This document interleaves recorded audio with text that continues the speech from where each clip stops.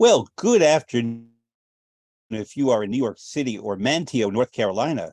Good evening if you are in Milan or Munich or anywhere in Europe or Africa. Good late at night to people further east. Special love to our loved ones in Ukraine. Greetings to people all around the world.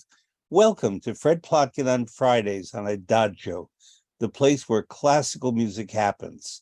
Adagio is a video and audio streaming platform dedicated to supporting artists and to making classical music and opera available to fans all over the world. My guest today joins me from Manteo, North Carolina, a place I've never been to. His name is Tshombe Selby. He's a tenor. I have known him, I figured out, for 10 years. He lives in New York City much of the time, but is from Manteo, North Carolina, where we find him today. Tshombe, we're going to talk about you, your musical formation, and other things that I know about you that I want the rest of the world to discover. So welcome. Thank you so much for having me. I'm so honored. I have family in North Carolina, but further west in the state, in Winston-Salem. So I have known for a long time that the Outer Banks, the coastal area, are supposed to be exquisitely beautiful. The beautiful climate. This is where the Wright brothers did their experimentation in flight. There are military bases there. One of my dearest friends in the world is from a town called New Bern. Is that anywhere near you? Yes, it's about 3 hours away from me, or actually 2.5, New Bern, North Carolina. Okay, so you're really on the coast. You're in the Atlantic Ocean. Exactly. Okay. If I drive about 10 minutes, I will be in the water. Wow. Talk about the terrain, the air, the environment of that place, which I happen to love the Atlantic coastline up and down from Maine to Florida. And I know most of it, but I don't know the North Carolina part. I know the South Carolina part, but not where you are. It's a beautiful place. It's where in 1587 the Wright brothers landed first, and not the Wright brothers. In 1587 the English settlers came here first to do what we know now as the American experiment, and we're here now. We have the Lost Colony behind me. If you can see this, I was in the Lost Colony, outdoor drama, and it depicts that experiment of the settlers coming here, trying to do a new experiment, which we are here now enjoying as Americans. The coast is beautiful, some of the best seafood that you can have, and I'm enjoying when I'm at home. It is very beautiful, and yes, there's actually someone knocking at my door, but we'll continue to knock. When my car is out front at home, people stop by in droves to say, "Hey, how are you doing?" So that's one wonderful thing about being home. I just remembered, do you know the writer David Sedaris? I'm not familiar with that writer. David is from North Carolina. But his family, I shouldn't say but, and his family has a home somewhere on the coast. And a lot of his writings of his early childhood are about that part of the world and about the open doors, in effect, and people going from house to house and the familiarity, and also the water and the flooding and the particular environment. Is there a lot of wind and the sound of waves and so on? There is. I was just I enjoy when I come home. I love to go fishing, and it's very calming. It's, you know, in New York City, if I want to, at times I'll use my phone, an app, and it has like a sleep app, and it's actually the waves. So it reminds me of home and the sound and the smell of the sea. Sometimes I go up to Harlem and I'll go to the fish market just to walk through to experience the smell of home. The smell of the sea. It is nice to go over to the Hudson too, but it's not the same thing. It doesn't have that same sea breeze smell that that we have here. Is in the That's a familiar very polite way of putting it. and the familiarity that you were saying of going, how there are open doors. I really missed that 10 years ago when I moved to New York City, because on any given night here in my home, there are at least about 5 to 10 houses that I can just, as you heard earlier, knock on the door and say, "Hey, what are you all having for dinner?" And they will welcome me with open arms. And it's in that bit of community I did miss. I do have some of that now in New York, but not the same as it is here. There's a wonderful word in the South that I love. It's a word we all know, but it has a different meaning in the South. Visit or visiting. Mhm. When you visit someone, it's kind of like it's a social call Mhm. in a way. Mhm. And the doors are open and there is hospitality. We hear this as being Southern hospitality. I don't want to generalize about any part of the country, but it is very welcoming. When I was growing up here in New York City, there was a lady who looked after me who was from South Carolina, Mhm. Rosalie.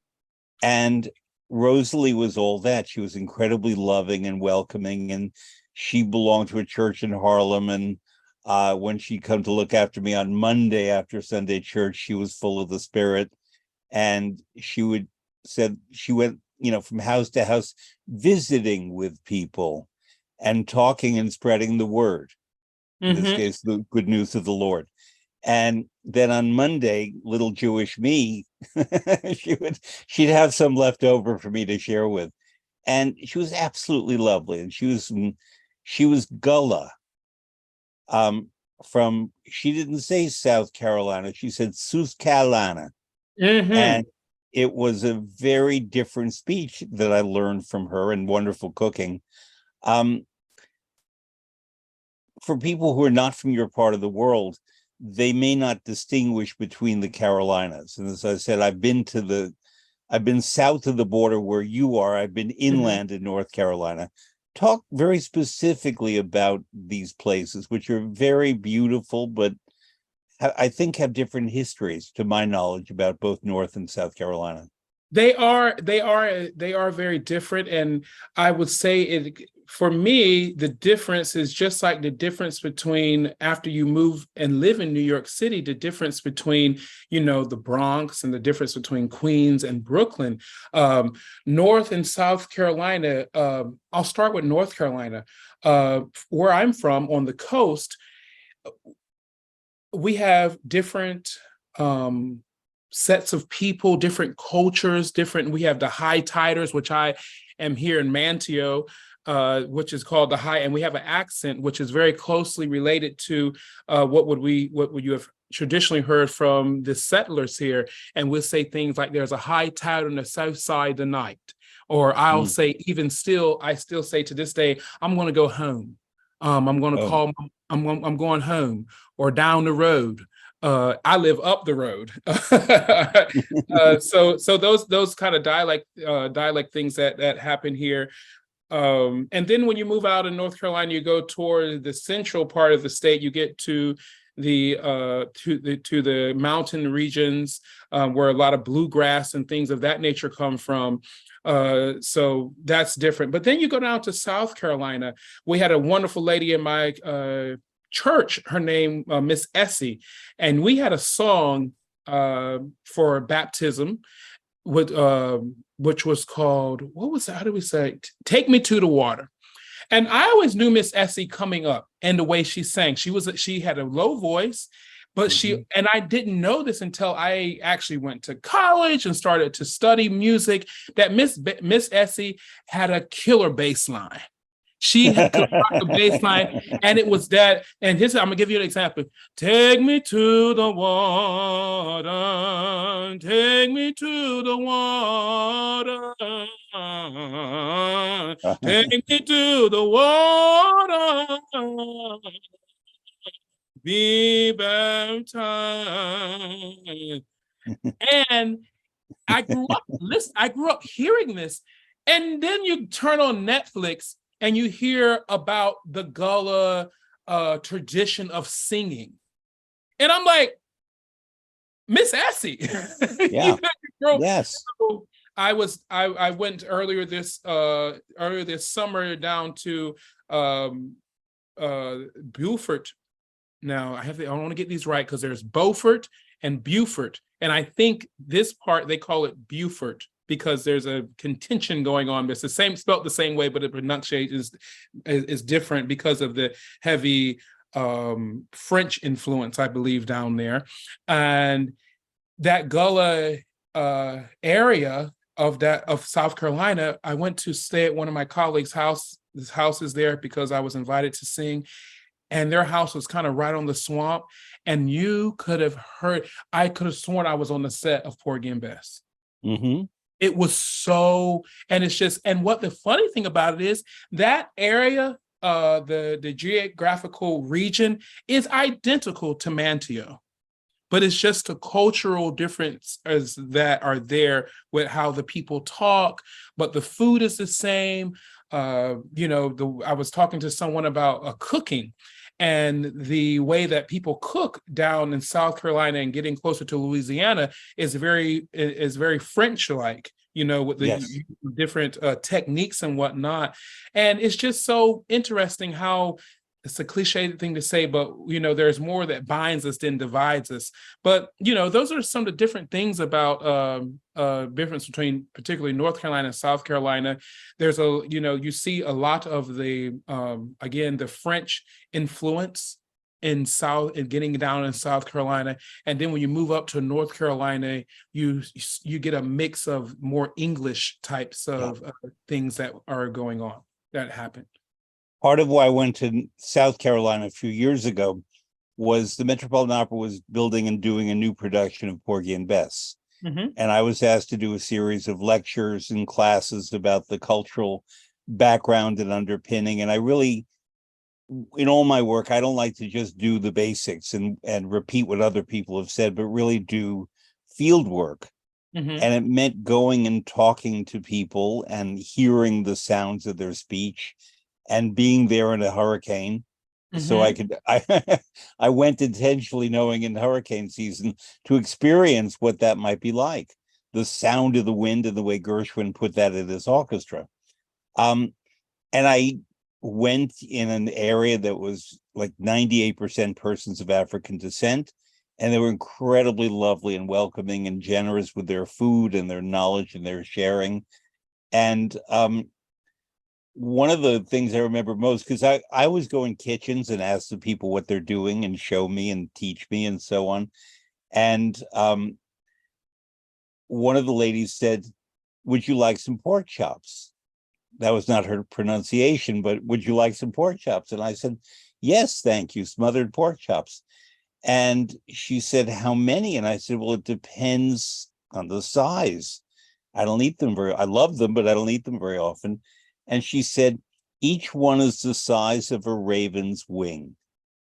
And that was so amazing to me because it's not that I immediately can call upon the size of a raven's wing in New York City, but that was such a beautifully poetical point of reference and apparently completely clear to anyone they would say that to. Mm-hmm. It's just wonderful, Mm-hmm. wonderful. There was a great debate that South Carolina peaches were better than Georgia peaches. Go ahead. This happened recently to me.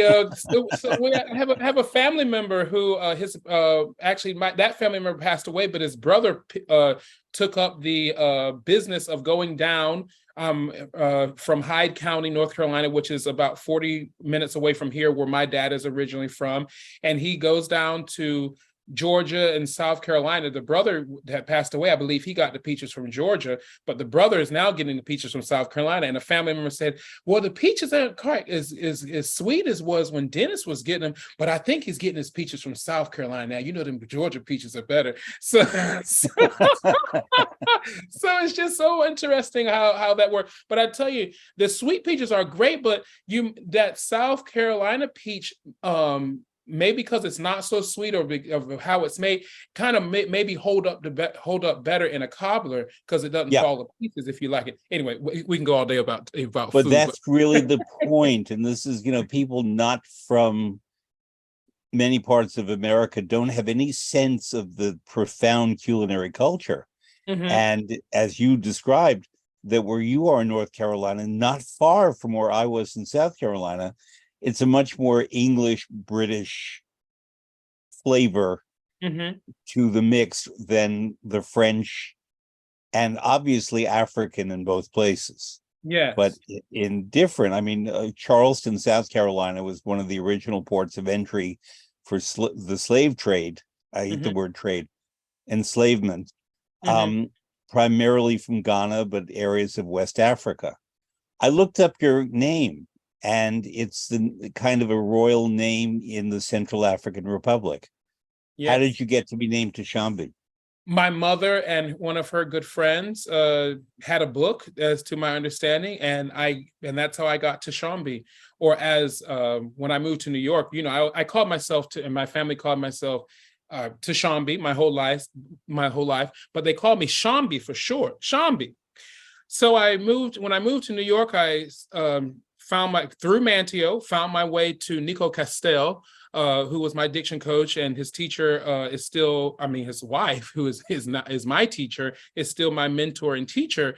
But Nico called me Tshombe. Oh, how are you, Tshombe? And I was like, why in the world I didn't really know who he was at the time.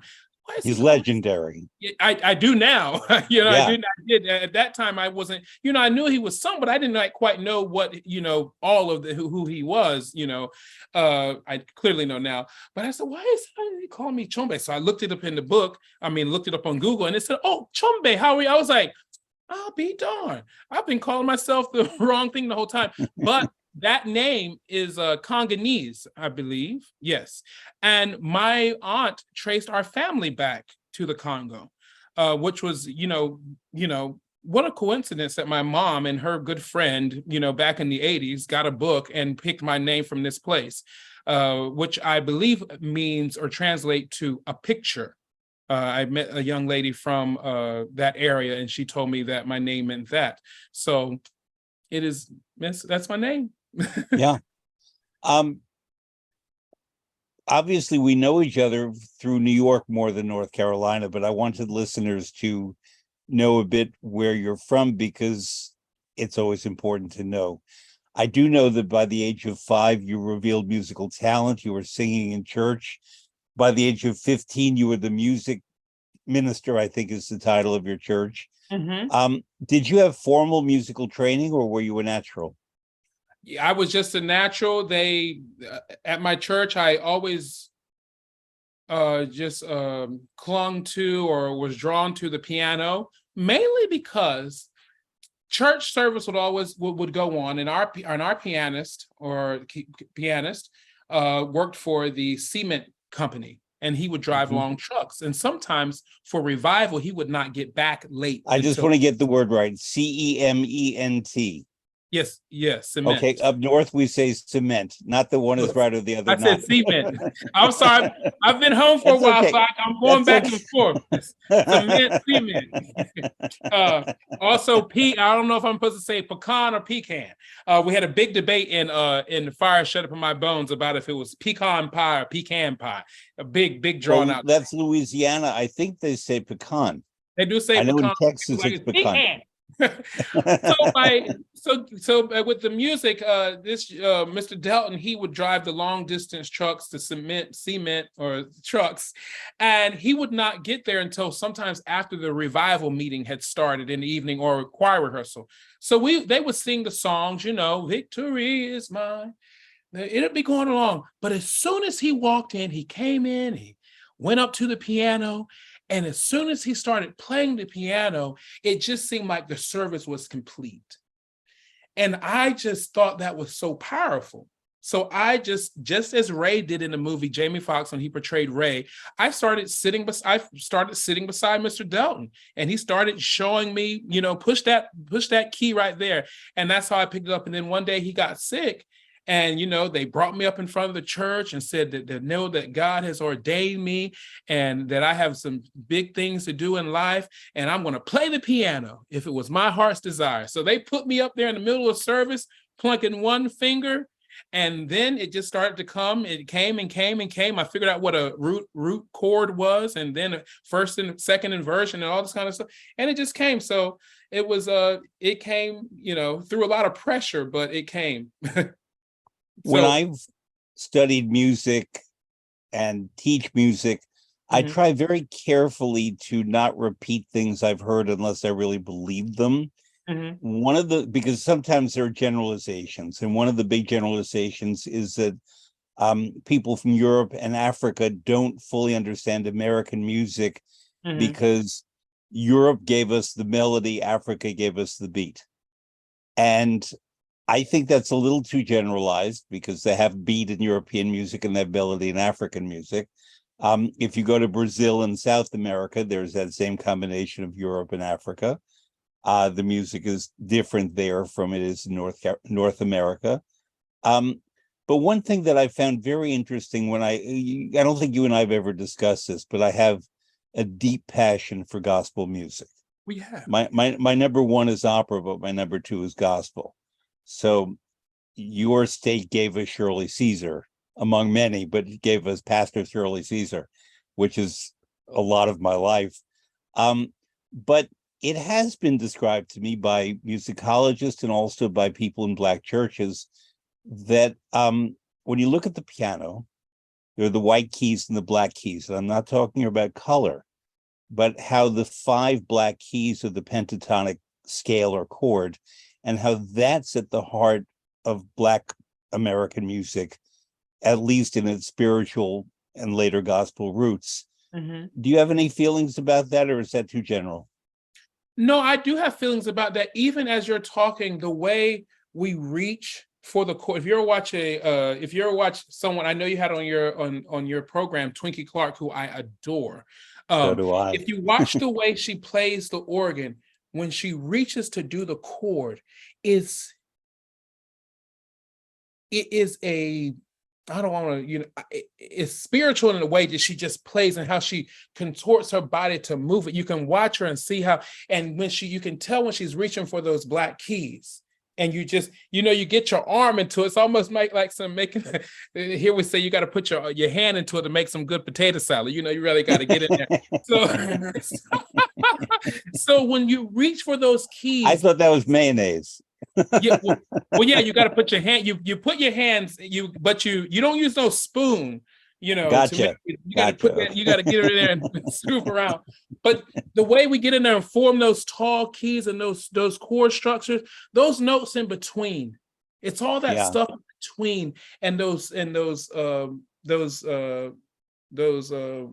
intervals in between that really give it the color and give it that emotion. You can sing Amazing Grace, how sweet the sound. But for me, when you add Amazing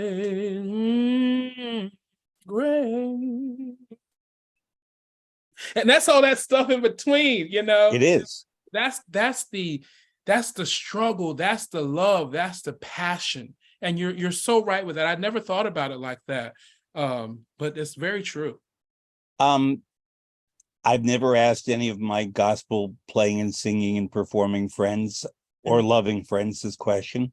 We know that gospel, as is defined today, was created in Chicago by Thomas A. Dorsey around 1923-24. Before that, there had been spirituals, which came out of the tradition of enslavement in the earlier Black church, and was about freedom, and was often encoded with messages about freedom and getting to promised lands and so forth that we hear in Porgy and Bess as well. So we know the gospel as we know it today was born in Chicago. It had Mississippi and Louisiana roots. It has Alabama roots. There's definitely a Philadelphia school. There's definitely a Detroit school. There's definitely a Cleveland school, if we're to talk about schools. One of my favorite mass choirs, which is a wonderful thing in the gospel church, is the Mississippi Mass Choir. But I think they're my favorites. But also the ones from Miami are very, very good. Yes. So my question for you is, are there regional schools and traditions of gospel in the United States? or is gospel just something, a very large entity with many parts? There are regional schools and sounds as well. You have, of course, as we talked about, you have Twinkie Clark over there from that area. But then in New York, Detroit. you have Detroit. Then you have Reverend Timothy Wright. You have James Hall, who actually is always at the opera. And that Brooklyn way of playing the organ, you know that sound. But then you get down in Mississippi, and you got that particular style of gospel music. Another is and then you also have the Aretha Franklin and what is his James name? Cleveland. James Cleveland, yes, James Cleveland. that style, and this is that, and almost it's that kind of stride piano, because they have that kind of piano, stride piano sound. So many different languages and different sound waves that come at you. I love the old school. When they say, "Boy, you made that thing talk this morning," Is her name Dorothy Norville? Do you know Dorothy Dorothy Norwood. Yeah, Norwood, Inez Andrews, I think they're all part of caravans. Right. Clara Ward. Yes, indeed. Yeah. So definitely, there are definitely, just as in opera, I would say that there are those different classes or different sounds of music. The thing for me about opera, it is church. When you want to stand up and go, bravo, that's the same way, hallelujah. That's my same impetus for getting up and just when somebody sings something, just as I was saying in the end of I experienced that this year. One of the most gospel things I ever sang in the past, it was Lohengrin this past year at the Met, being a part. And I was like, do y'all hear that? I'm like, people are sitting around me. I was like, this is a gospel song. It was just so, people were literally crying every night because it was just, it's so thick and so moving.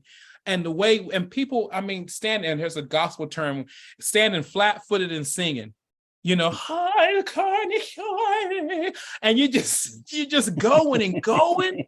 And when that organ comes in at the end and you're walking, you kiss. It's church. It's church. It is church. It's church. Well, I want to get to that in a little bit of a moment, because I agree with you completely. Many years ago, I did a live program. I teach at New York University with Lawrence Brownlee early in his career. And we got into the topic of melismas in gospel singing and where it can be introduced in opera and where not. And he's not yet a Wagnerian tenor. Who knows if he'll become one, but he's a beautiful bel canto and Mozartian tenor, and he's expanding in different directions. But I wanted to go back to traditional Chicago gospel. My very favorite singer of all the gospel singers, I love Aretha for everything, but for gospel, great as Aretha is, it was Albertina Walker. Oh, yes. Who I think gets forgotten in the shuffle among the more famous ones. But talk about planting your feet and singing. I'm still here. I'm still here. I made it through, and so have you. It was kind of a sing speak. Is that Spreck Shimmer? Yeah, it is. Yep. She would talk, oh, children, I'm still here. I'm still here. It's so, it's just it from was the genuine. gut. And there was no affectation, whether it's opera or gospel or most any kind of singing. If you can tell that the singer is doing something for effect, Mariah Carey, with just effect, it no longer is interesting because it doesn't seem to be born of something genuine. But when Albertina Walker or Ava Martone, or you pick your singers, when they're singing for real, they're singing for real. And there's no BS there, because what they're singing comes from belief. And, whether it's the operatic character, whether it's a gospel song and the message of a gospel song, or a spiritual. Let's now go to this concept of melismas. and what's permitted musically in opera. I mean, obviously, in gospel and in spirituals, there is often a choir director or instrumental leader. In opera, it's the conductor. There might be a chorus master before, but during the performance, it's the conductor. I think, and you correct me if you think I'm wrong, in opera, it's more agreed upon before, whereas in the moment where the spirit takes you, something can happen in church that may not have been planned. That's not an affectation. Well, if you are, I would say, if you are a solo, if you are doing my best, what I love about gospel is I love albums, but I love when you go to YouTube and you see what we known as a mic toss, where it's a revival meeting or at a church service or at a funeral, and someone gets up or someone hands someone in the audience, a reputable singer, the microphone, and just asks them to come up and sing a piece of something. Just sing a little piece of, and they get up, and in that moment, the spirit, like you said, moves them. These melismas and these runs and this musical line that they create, it is the spirit has moved them, but they have practiced. They know where their voice goes. They study these runs. Kim Burrell is one of the best to do it. And it's not necessarily always the run or the melisma, it's their placement. They get to the peak of the line, and that's when they hit you with it. Yep. Or they get you on the little part, like, Whitney Houston would do it. She's like, well, she just had her little things, like she would put in the national anthem, just those little things, and you knew it was Whitney Houston. It was her thing.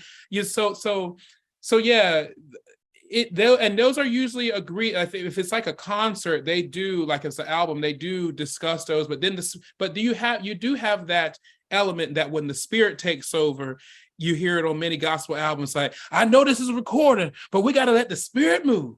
So you hear those things. You're not necessarily going to hear that in an opera, unless they do have an encore, which is always I think in Amezami, if there's something that usually gets an encore, and that's when this from La Fille de Richemont. Yeah. Well, I'm going to give you an example, and not because she's Black, but because she's one of the greatest singers ever, who happens to be Black. I had the great fortune to work a lot with Leontine Price.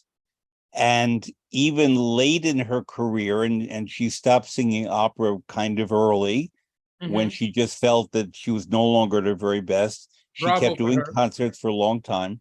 And I heard her sing in her late 70s, and she was fantastic. But in 1983, I think it was, I was working at the Met, and we were doing La Forza del Destino. And before that, 1982, she did a concert with Marilyn Horne, James Levine conducting at the Met. And they were great colleagues, and I would declare them equal as great opera singers. And they loved one another, and they were confident. And I wouldn't say there was competition, but each was on her best game. And Horne would come out and do fantastic 16th notes in Rossini, and then Price would come out and spin gorgeous melody in Puccini. And then one of them was Pace Pace from La Forza del Destino that Price was preparing to sing again at the Met. And there is an album, and I'm sure it's on YouTube, and maybe the album is on Adagio, where Maledizione, Maledizione, Maledizione, and I'm not a singer, there's a way of hitting that note where you can nail it, spear it, or build into it, suggesting that, she doesn't have it. And what Price would do would, for seconds, instill that doubt in you that, she doesn't have it. And then, wow. She would rope-a-dope you. Exactly. She'd drive the crowd crazy by inserting that moment of insecurity. Not that she was insecure, she did it for us. And to me, in a way, it was like stuff I've heard in Black churches, where you wonder where the singer is going, and maybe, and then you get this amazing thing happen. I'm not sure Marilyn Horne would ever have done that, brilliant though she is, Mhm. but I don't think that would be in her musical practice to do that. Well, you, Leontine Price, she grew up. That is who she is. I mean, she grew up in the church. I grew up in the church. When I feel most comfortable and when opera clicked for me is when I said, this is just church. Let me just go ahead and sing my song. I have to sing my song. I have to sing this the way it's given to me. If I'm singing Rodolfo, um, I know what it feels like to try to save my money up to do something or to want to go eat at a particular restaurant. Or most young artists know what it is like not to have much money and to get your a ticket at the Met and say I'm living like a great lord tonight. So you bring those things to you, and that all that stuff is in your voice, that hurt, that cry, that hope, that want. And so that Leontine Price had growing up in the church, getting in there, she would always talk about singing for mama. She brought that right to her. Brought that right to her opera when she sang "God Bless America." And you can see it on YouTube for the when 9/11 happened. Yep. It was just no music or nothing. It was all that comes to you. You can't ever get rid of that. It really speaks to you. It really speaks to an audience if you have lived something and if you mean it.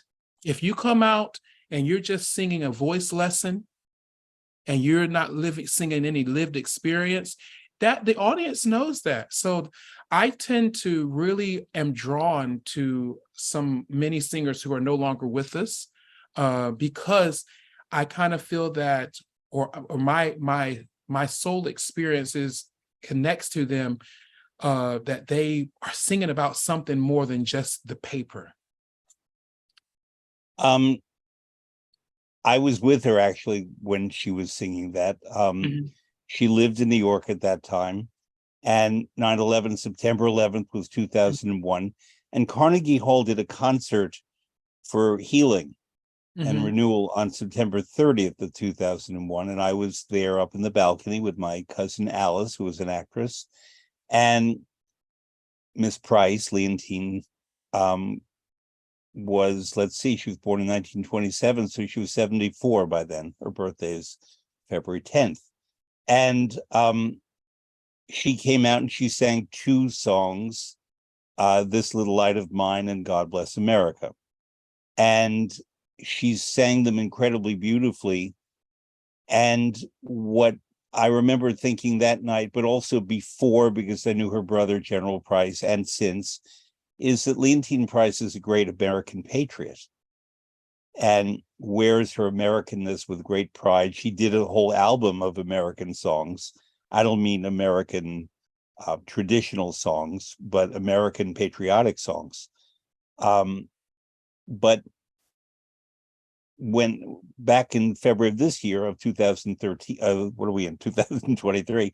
My guest on February 10th had to cancel at the last minute. So I decided rather than cancel the show, let me just write from the heart, do a tribute to Leontine on her birthday. And I remember that I addressed the issue of patriotism with her. It's an important thing to know. I want to get back to you. You and I met 10 years ago. We met in 2013, and I remember meeting you because when you came to New York, apparently within 2 weeks, you got a job as an usher at the Metropolitan Opera on the north aisle of the orchestra. Yes, And the orchestra. reason I know all this is that I was the performance manager of the Met in the 80s. Mhm. And a lot of the DNA and blueprint of your contract, but also the way that things run in the house management department, I created. Hmm. Um, and the uniform that you wear, that you look particularly good in, I designed. I won a prize for that uniform I did because not I know. insisted not on having flare collars or notch collars, but a cowl collar that looked better on everyone. And we had a prototype for women, a prototype for men, and I designed the capes and all of that. And I wanted a certain look for the ushers of the Metropolitan Opera. And I would, you are all in different shapes and sizes and heights, but I would say that for the most part, it really works. But I will say, because given your height and your good singer's posture, I noticed you when I was walking. My seat happens to be on the north aisle Mhm. of the north side of the orchestra. And we began to talk to one another. And I don't know if I've ever asked you this question, but when I worked there, there was a wonderful man who occupied your post, and his name was Kenneth Stroman, Stroman. Mhm. I don't know if anyone at the Met has ever spoken to you about Ken, but Ken was from the South. He played a beautiful piano. He was a great gospel singer. He ran a chorus, and wonderful man, very, very, very funny, in a kind of Louis Armstrong kind of funny way, that he was very endearing. He was not bawdy. He was never rude. He was a very religious man, but very, very, very funny. Mhm. And people from the 80s and 90s would remember him because he always had a smile. You fit the uniform much better than he does. He was very, very big man.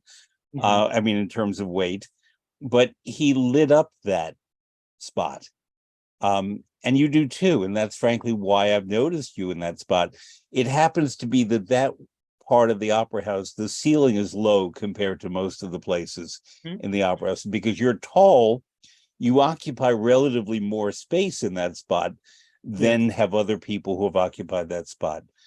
How did you get the job? And why did you go to the Met to try to get a job as an usher?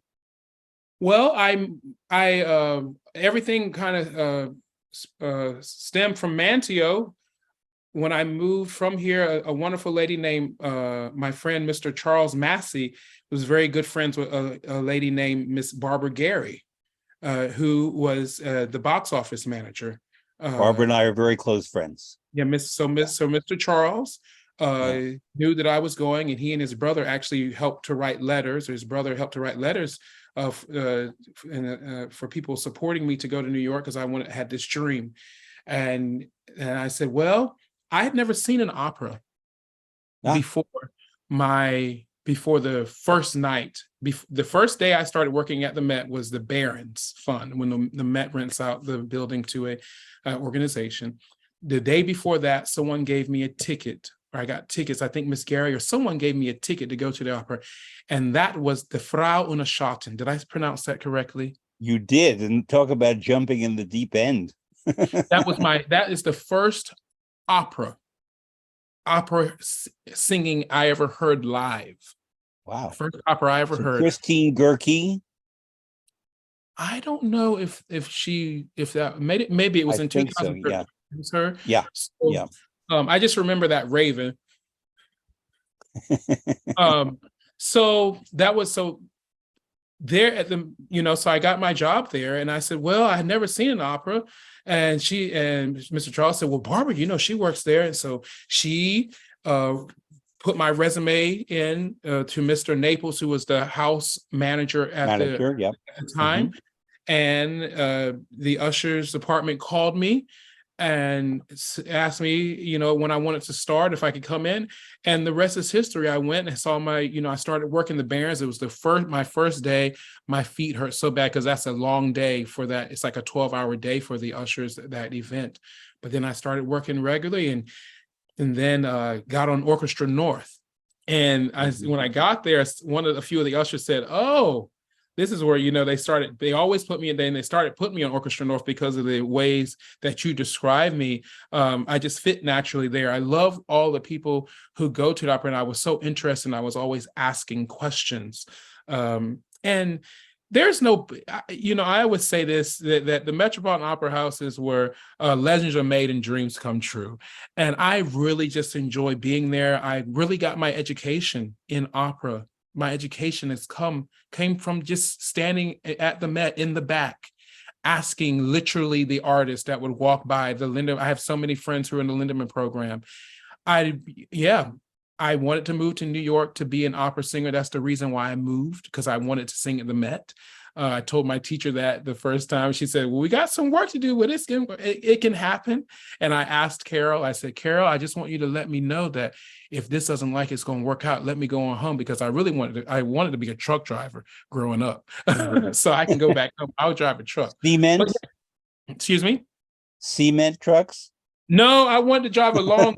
I could drive a cement truck, but I wanted to be a long distance long distance truck driver. But yeah, starting at the Met, that's why I got a job, because I needed a job. Yep. And I was a bouncer here at home, and actually I got a bouncing position at the in New York City. But one night I came from being an usher, and then I went to do this bouncing job. I was there about a week. I got there that night after coming from the opera, and the bartender was kind of rude to me because I got there late because the opera ran over, and she was a little snarky to me. And then there were some drunk people, and I just walked to her. I said, I'm going home. I didn't come here for this. And I said, and I went on home. Yep. And so yeah. So one day I was in my seat, and I didn't see you on the North Aisle. And yes, everyone's entitled to a day off.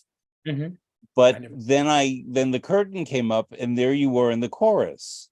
Yeah. How did that happen? That happened because I have a good friend named Michelle Bradley, awesome soprano. Soprano from Houston. Yeah. She was singing for the George London, I think Foundation. concert.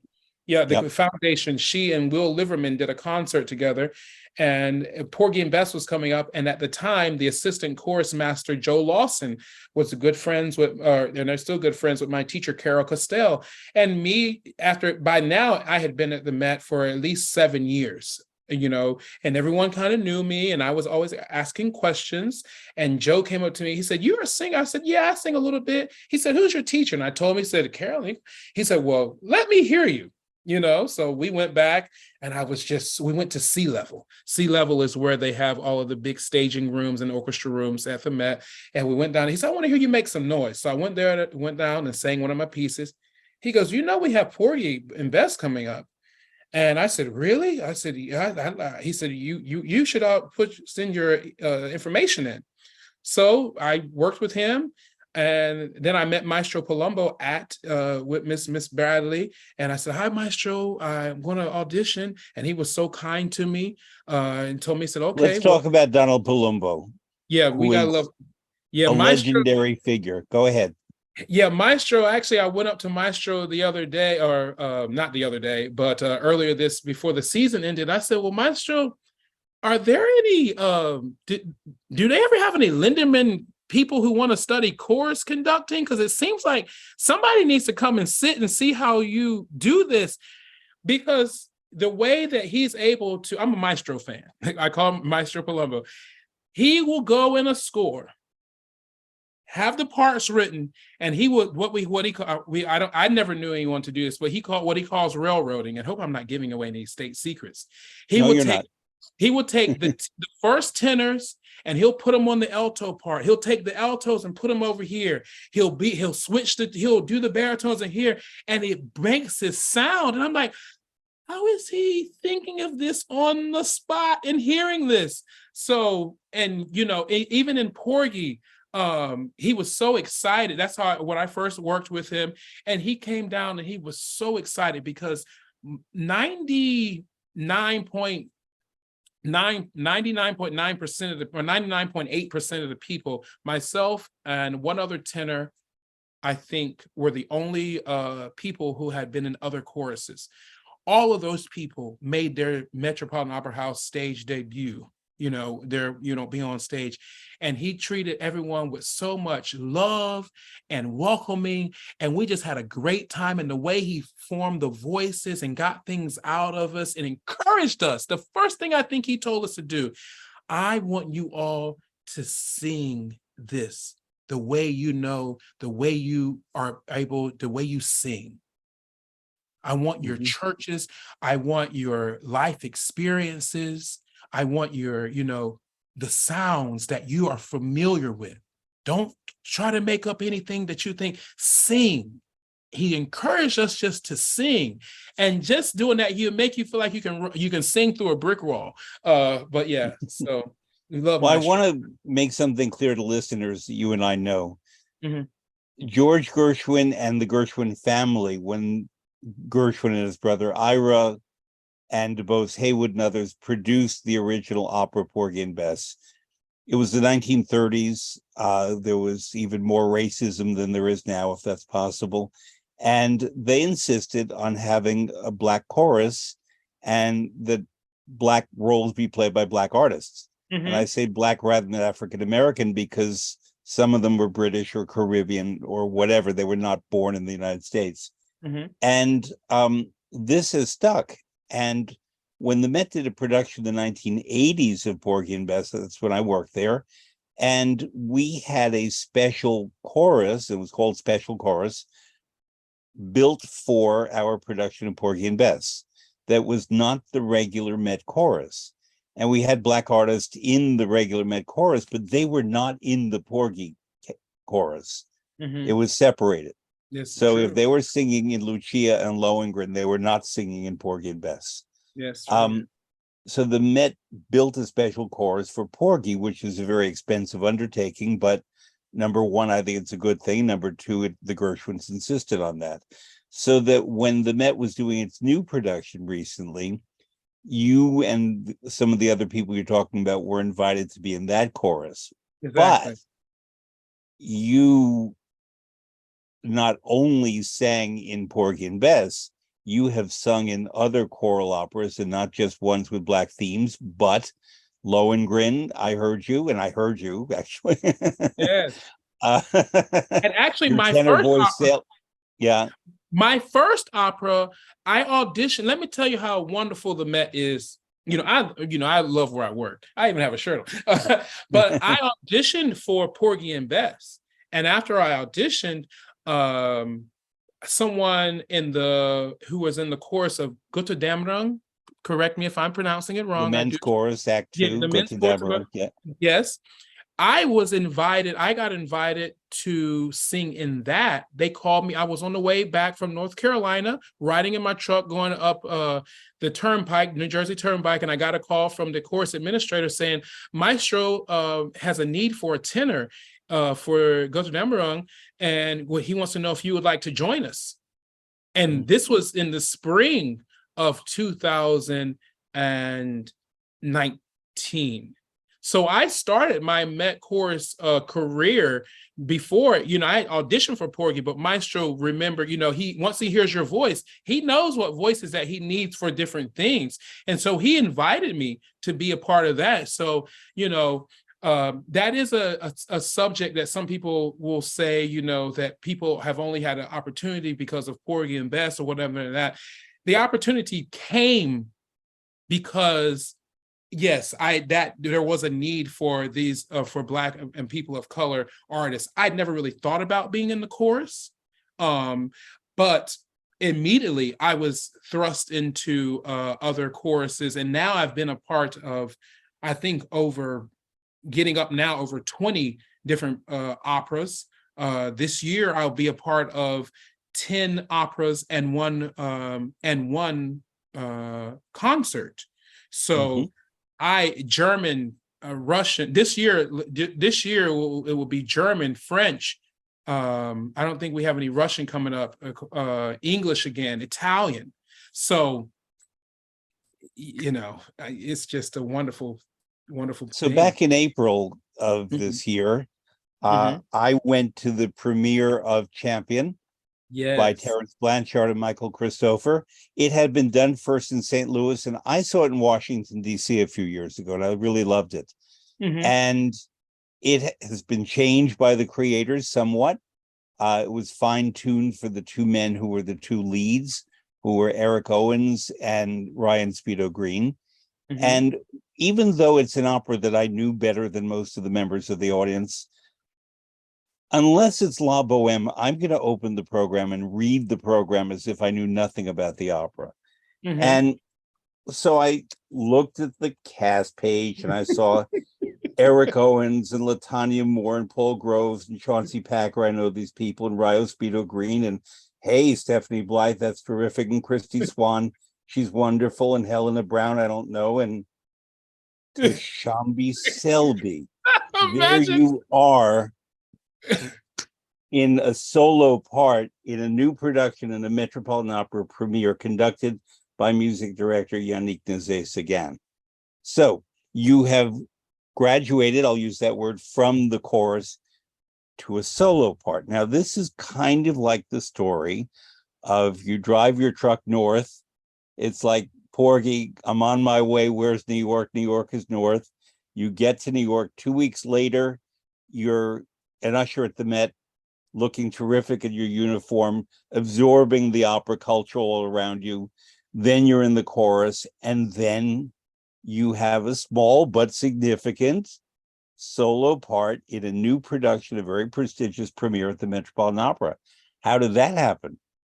That happened because they came in rehearsal and said that Terrence Blanchard, uh, and he wrote. They wanted to expand, and they, for the Met, they make things bigger, so they put into these characters to build up the, to tell more story. And it Right. was going to be these new characters. So this Mono, who I played, the manager of Benny Perrette, it was a new character. So let's just say that the stories of Emil Griffith, the great fighter, Mhm. who I'll say accidentally killed someone in the ring, Mhm. Benny Perrette, you were Mhm. the manager of that man. Paul Of Groves Benny. played the man of Benny. Paul Mhm. Groves played the manager of Emil Griffith. Ryan Speedo Greed played the younger one, and Eric Owens wonderfully played the older one, Yes. giving such backstory and gravitas.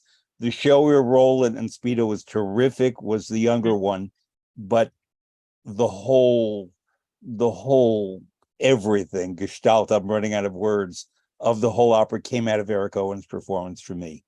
But Mhm. when I was looking through the program, I didn't know your role, and now you're telling me it was created to give more backstory. Okay. Yeah, it was created to, and it's a very crucial part Yeah. because Benny he just had a boxing match not too long ago. And for everyone who, of course, knows about boxing, just like this is, after they say that if you examine a person, the trauma to their head, it's like being in several, just like football, being in several car accidents. So the body needs time to heal. But as my lines were in the show, one more fight, that's all we need, that's all I want. I coaxed him into going into the ring. So you can see Miss Brown and I going, who played his wife, we're going back because she didn't want him to fight. And I did want him to fight because I was, kind of money hungry and wanting more prestige, So my character did play, quite a significant role in getting this person killed. Yeah. I should have looked after him better. But they came into rehearsal, said that we're going to have audition for this part. And I said, oh, well, I'll try. I was like, oh, I got to try. You can't, you got to get, if you want to, you can't win you can't, you got to be in the game to win. So I went to one of the coaches, Maestro Moody, who's assistant chorus master, associate chorus master, and my good friend Caitlin Terrell, who is a assistant conductor at the Met. I pulled them aside. It's a very small part, but you want to make sure you're right. I want to make sure I'm saying everything, my line. So I got my things together. Maestro Palumbo, everyone who wanted to audition, he had a small coaching with us, and all of the people who decide on the roles, we did an audition, and they told me I got the part. And just like being on my, in my bedroom back in 2018 in November, thinking that the Met was calling me, someone from the usher's office was calling me to come to the Met to put out boxes of programs, because they do that. Everything at the Met, most of the things, if you're part of a union, if you do extra work, you get paid extra. So taking the programs and putting on, I thought that's what that call was when I saw the Met's number. But it was the course administrator saying, hey, you have Maestro Palumbo would like to offer you a position for Porgy and Bess. So when they told me, that changed my trajectory from wanting to be on stage, and I was going to be on stage.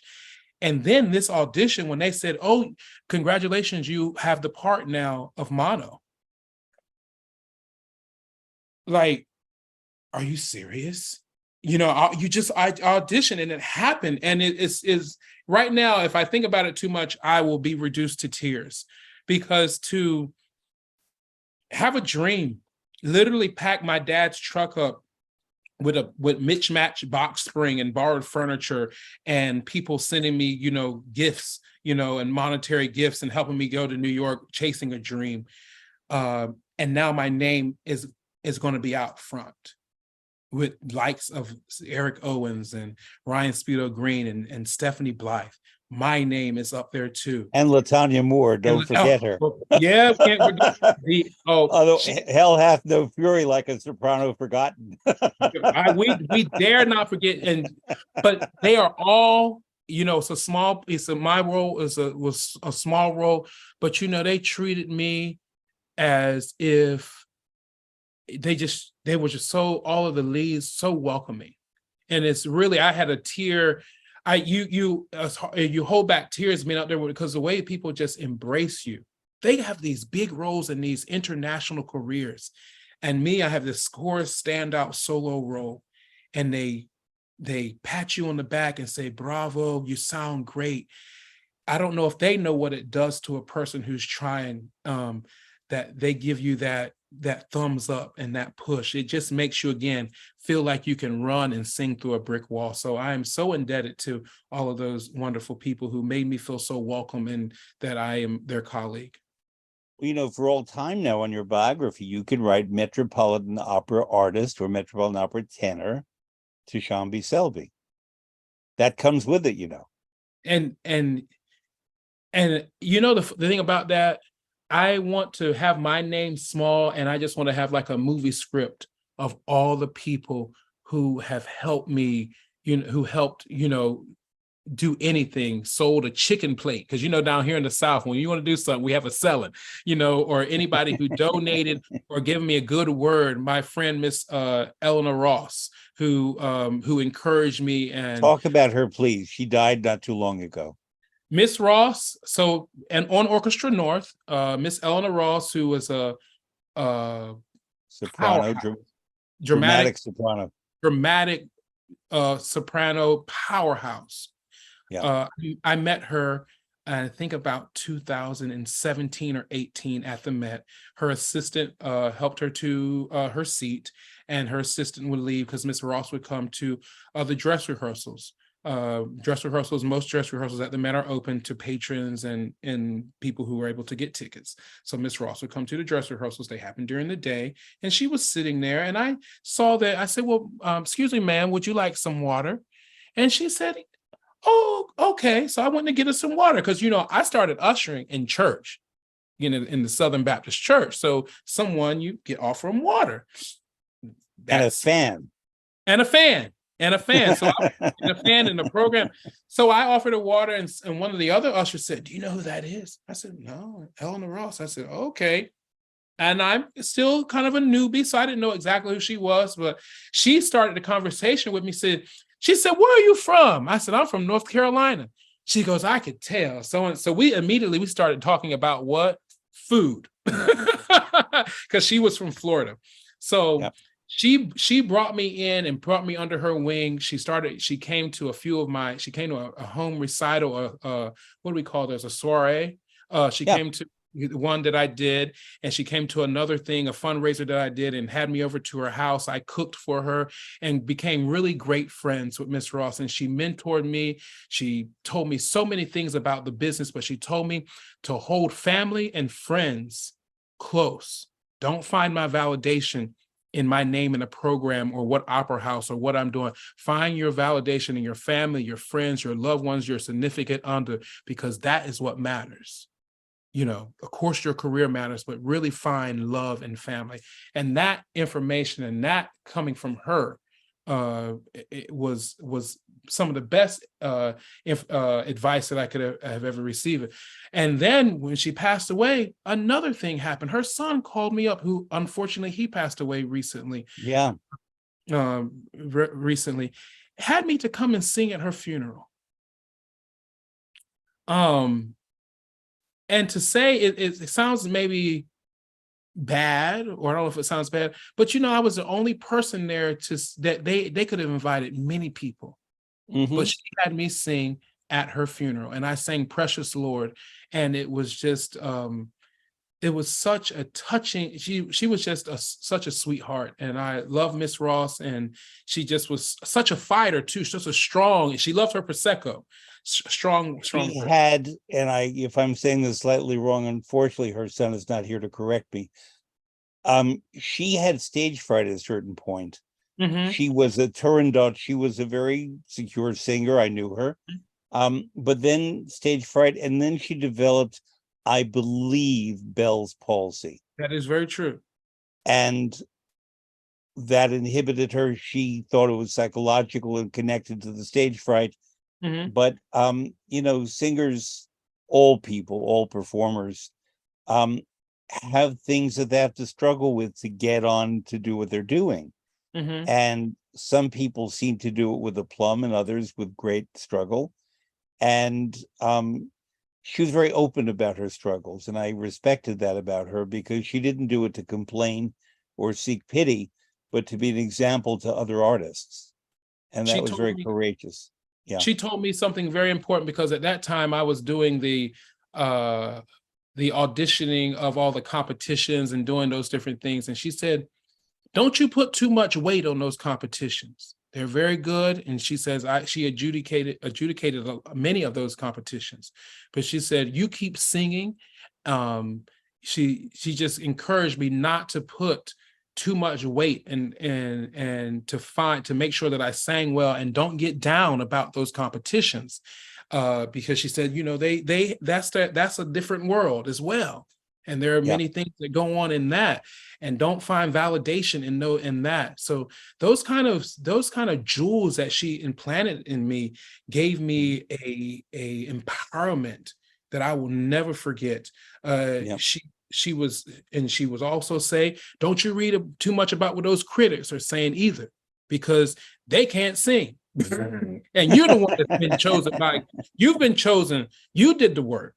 You've been chosen by God at this moment to get up there and sing. It's your time. So you sing your song. And that is what we really need, because there are some things that happen that we have to remember that artists are human beings. They're flesh and blood. They're giving their soul.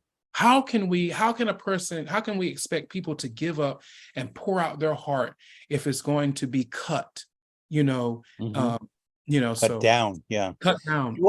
Do I remember that you carry a pitch pipe? I do carry a pitch pipe. I was flat my sophomore year in undergrad.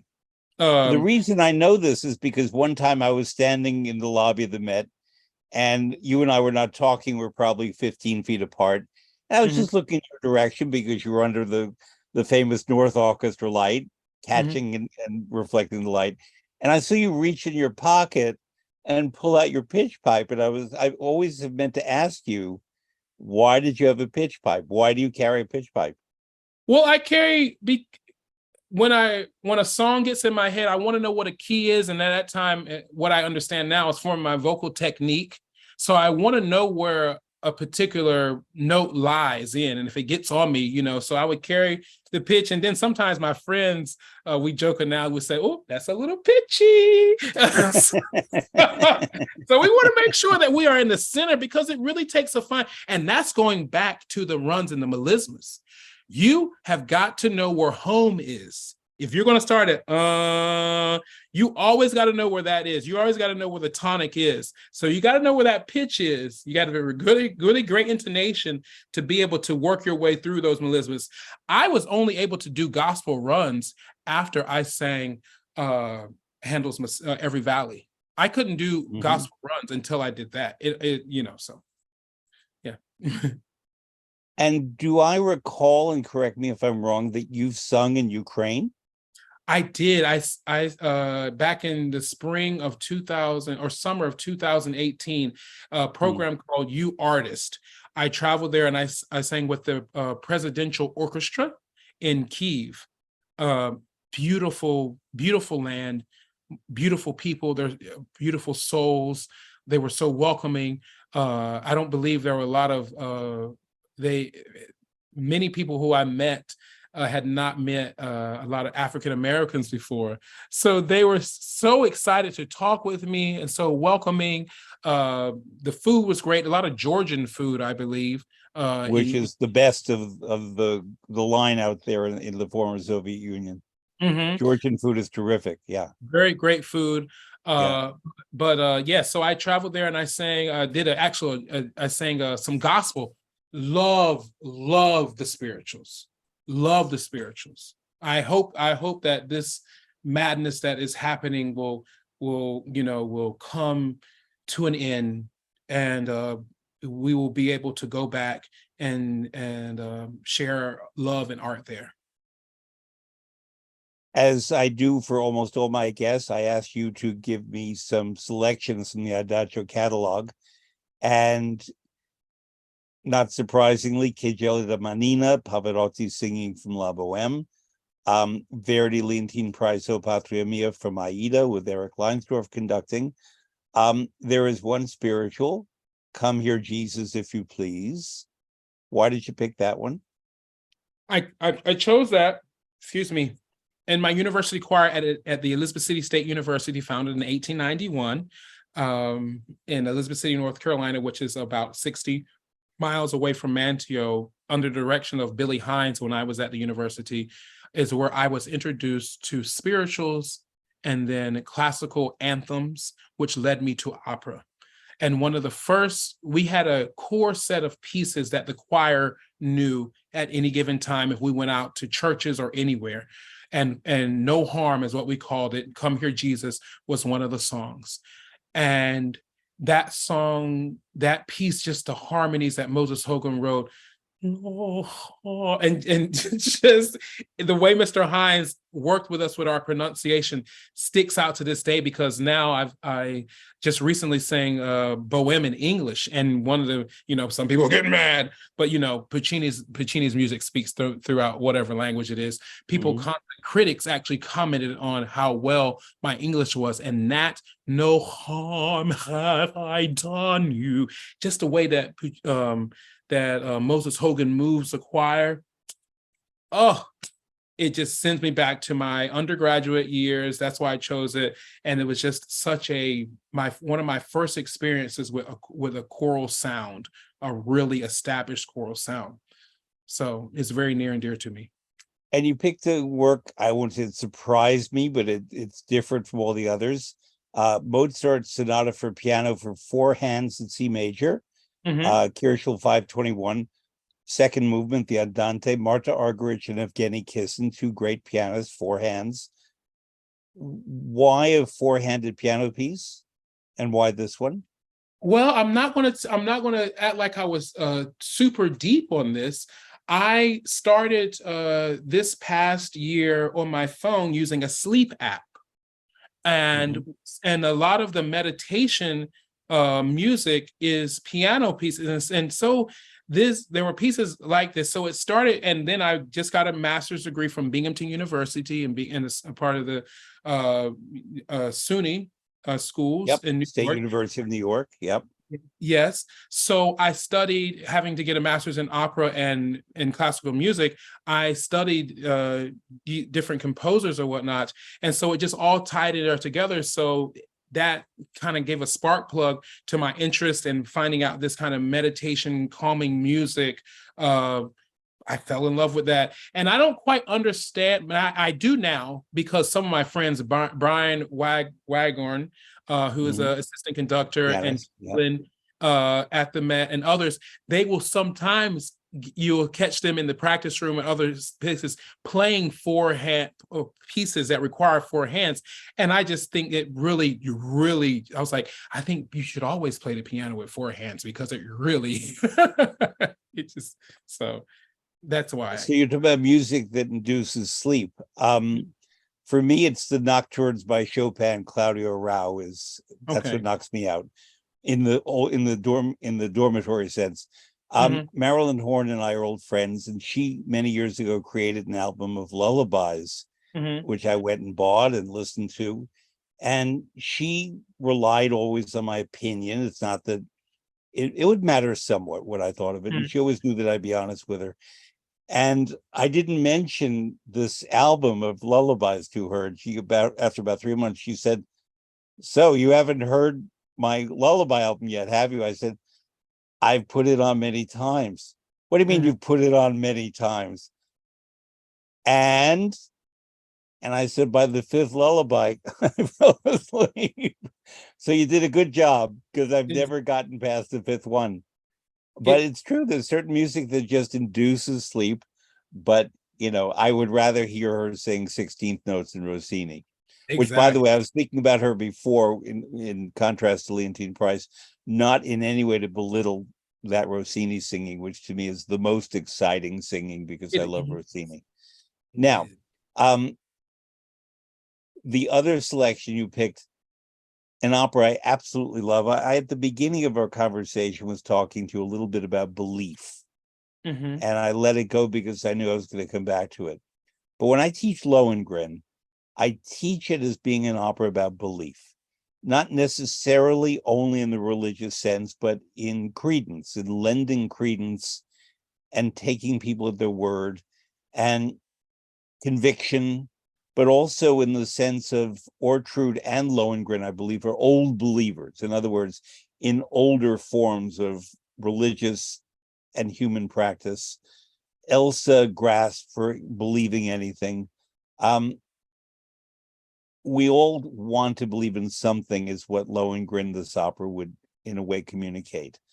But I believe in the chorus in Lohengrin, because the way it builds and builds and builds with Wagner, all the choruses. I love the one particularly in Act 3, but I don't mean the Here Comes the Bride, but the other one, where the chorus is just sort of surging forward, but they're all magnificent.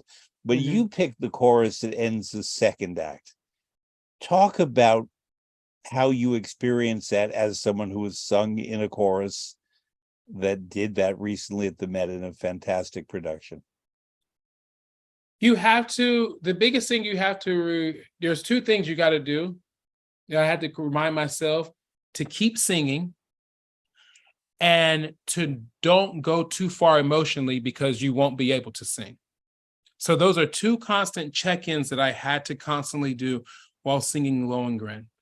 I have to do, I'll be honest, I need to do more, reading about the opera, because, it was a lot last season. I was in a few productions, so I didn't get to do quite as much study. So most of my emotional and understanding of it comes from a singing and a musical sound wave. But that's enough almost for a lifetime for a person to sit with, besides just even the story of the opera. It's a very emotional roller coaster of a sing. It's physical, that you wouldn't, in a way you wouldn't believe. The community that we experience, because it's tiring being up there. And when you stand up for so long, and we would sit and you pop up real quick and then you exert singing, you would get dizzy. And the community, and why I say community, is that we would check in with each other. You would feel a colleague grab your hand. So can you imagine singing something so emotional and then someone reaching out to you for help while you're singing? Just fireworks of emotion, fireworks of love. And then you have the actual story that's going on. So I actually forgot. I just went into thinking about it. I was back again. So I don't know did I answer your question at all? Well, just about. I mean, for me as an audience member, and I went 5 times to this Lohengrin because I loved it. The way that chorus builds and builds and builds in the orchestra, but also vocally, and the way Maestro Palumbo, in all operas, but this one certainly does not necessarily put the tenors here, the basses there, the sopranos there, and so forth. He mixes you all up, as you said and I said, and therefore the sound is very different. And I was able to get the tenor voices not coming to me from a block on stage left, but coming from different places when the tenors were featured, and then suddenly the altos, and they would come from everywhere. So sonically, for me in the audience, it was never imbalanced. That was a wonderful thing. But another thing that was very particular is that this scenery in Act Two, the whole production, but especially Act Two, was very shallow, and that's not a criticism. What it meant is that all of you were massed in a very compact space, so that the wall of sound that was coming out was different than 2 productions before, where in that scene they used all of the very large stage, the 60 by 60 feet, 28 meters or so, and the chorus was all the way in there, and even they lifted the rear wall so you were practically on Amsterdam Avenue in that 2 Lohengrins ago. Not the Robert Wilson, but the one before that. But with this one, where all of you were massed practically at the edge of the stage, the sonic impact, and the orchestra, Maestro Naces again, was a whole other experience, and it was just jaw-dropping, is all I can say.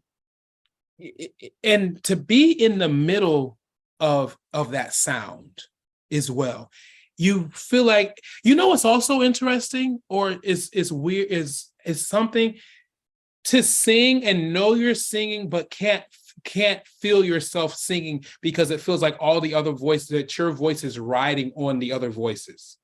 So it's like, am I really singing? You know you're putting out, but it's not like you can't hear it because you have synced so well into other people's vibrations that it's one voice.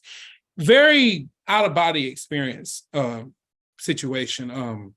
And then sometimes you stop to hear, and sometimes, you know, it's also I can sometimes you get a glimpse of your colleague's sound, and you say, you better sing. You hear your colleague singing. It's like, you better be singing over there, because sometimes you just get caught up, and people will do it to me. You say, you better be singing. That's what I'm talking about. It's like church. You get somebody, you better be back there singing, and it just the way they're singing. They say, you know, I just felt good today. I was just so excited to get here and sing. And you can hear, I mean, just, you know, it's really, I hate to, I find myself unable, as many people sometimes ask me about my relationship with Christ, unable to put it into words. And I also find myself now unable to orate or communicate my emotions and my thoughts about being a part of being on stage at the Met, because sometimes I just don't have words. I can't describe what it means to be up there. You know, just the emotion. When we came back, I'm going to skip really quick. When we came back after COVID for the Verdi Requiem, the chorus walked out on stage. Were you there on that Yes. that day? Yeah. And the audience just applauded, just sheer by, there wasn't a dry eye on the stage. Yeah. Just that, you can't, there's nothing I really can say. It seems like words not cheapen it. It's like good. Well, as we say, where the words end is where the music takes over. And that's all we could do is just start, just Yeah. the maestro start had to start, and the music had to go. So yeah, being a part of Lohengrin, there was so many sounds, so many emotions, so much frustration with trying to get the robes. Okay, talk basically. There was some discussion about the costumes. I'm not going to ask you whether you liked them or didn't, but I am going to ask you a technical question about the costumes. For viewers who did not see the HD or were lucky to attend live in the Met, The chorus members wore costumes that I could only say made you look like bats, and you had Mhm, bat wings, mhm. except that they remarkably changed colors from, remind me, is it red to white to green to black?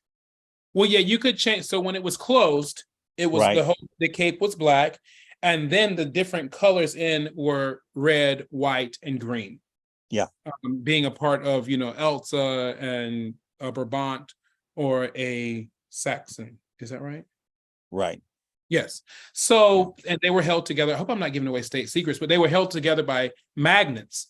However, Uh-huh. you needed to work the panels in a certain way so they were solid color. Yeah. And so you had to go like this and then open up like this for it to be totally white or totally green or whatever. So if you were not thinking and you closed it in wrong, and when you're supposed to open up, because it's a really great effect, Yeah. you open up, you'd have green and red, and it's like, and you see it. And then sometimes people would do it, and then you would nudge your partner beside you, especially the HD, and say,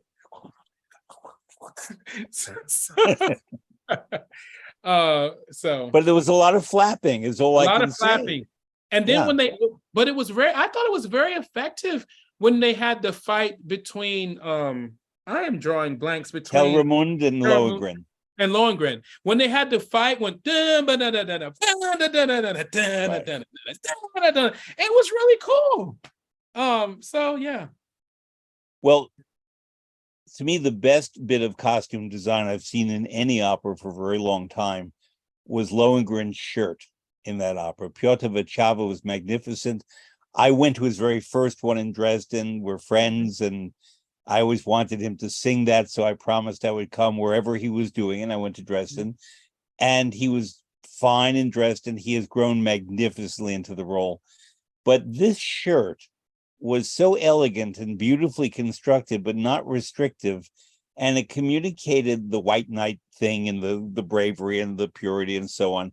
But I looked at the shirt, and the way it's constructed is such, he's a well-built man, Mhm. not heavy really, but there was sort of enough room for him to breathe in and live in the shirt without perspiring. But on Mhm. the other hand, it had a nice long line. And that's what I want for the holidays, is that Oh, shirt. very, so you can, if you eat a little, have a little bit more than you should, has a nice line and it lines up Right. very wonderful. It looked very comfortable too. Many people have things to say about his out, about the costumes, if they liked it or didn't. And I said, well, become a costume designer, but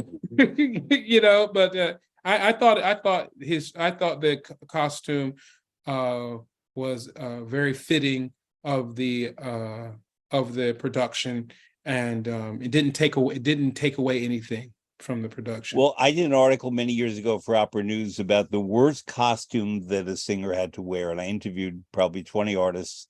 And Marilyn Horn told me about one that she did in Stravinsky's Oedipus Rex, I think, I'm not sure, in San Francisco, where she was dressed sort of like an Easter egg.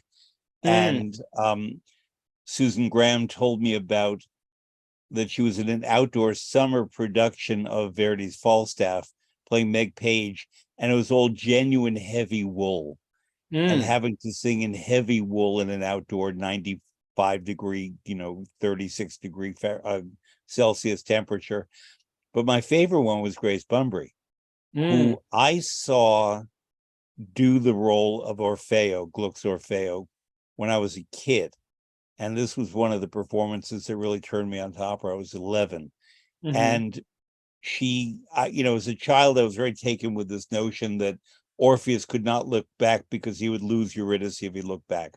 So children want to follow the rules, and there's the drama of, will he look back or will Eurydice be saved? And I asked Grace, who I had the honor of knowing and working with, what your worst costume was. And she said, I can tell you very quickly. It was when I played Orpheus at the Metropolitan Opera in 1967. And I had a silver cape and silver boots and a silver vest and a silver hat and broad silver shoulders. And I looked like Muhammad Ali entering the ring. I think I've seen pictures of that. It's quite a costume. Yeah. But she was remarkable. I mean, one of the great, in addition to being a great singer, one of the great actresses in opera was Mhm. Grace Bumbry, because every role she did, male, female, hag, seductress, whatever, she was so riveting Mhm. that, but not never overacting, but she just had a natural charisma that went Exactly. with the great singing. Yes. Um, her eyes, you could sit in the top of the balcony and you could see her eyes. I don't know how she did that effect, but I Mhm. could all the way, I could, at the Met, there are 3,786 seats, and I could be all the way at the top of the house. When she was on, I could see her eyes. It was a Mm. stunning effect. That's just artistry, and that's the gift. Truly, And you, truly. my friend, are gifted too. And it's been an honor, as Leontine would say, to Thank you. visit with you, as you say in the South. And I wish you continued good success. Carry that pitch pipe wherever you go. And I look forward to seeing every good thing you do. And you bring so much to what you do, and people feel it. And that's why people like you. Thank you so much for having me. It's such an honor. So you have had some of the most awesome people and talented and just notable people you have interviewed. And I am just so honored and thankful that you decided that I belonged here to talk with you today. And it's encouraging, and I really appreciate you having me. And I'll see you either on stage or occasionally in the North Island of the Metropolitan Opera. You Yes, take or even, care. thank you so much. Or even where? In the Even title, where? I also operate the title system now. Really? Yes, that's what I also do. So I don't usher as much anymore. I'm one of the title operators, the subtitle operators. The projected titles in different languages. Yes, yes. My goodness. I'm also a stagehand now. Wow. And if the Met ever needs a bouncer, I guess they're turning to you. Yes, yes, indeed. I don't mind. You're not going to mess up our wonderland here. We sell happy, happy. This is where legends are made and dreams come true. The Metropolitan Opera House. Very good. You take care, Tshombe. I'll see you Be soon. well. See you soon. You Bye too. bye.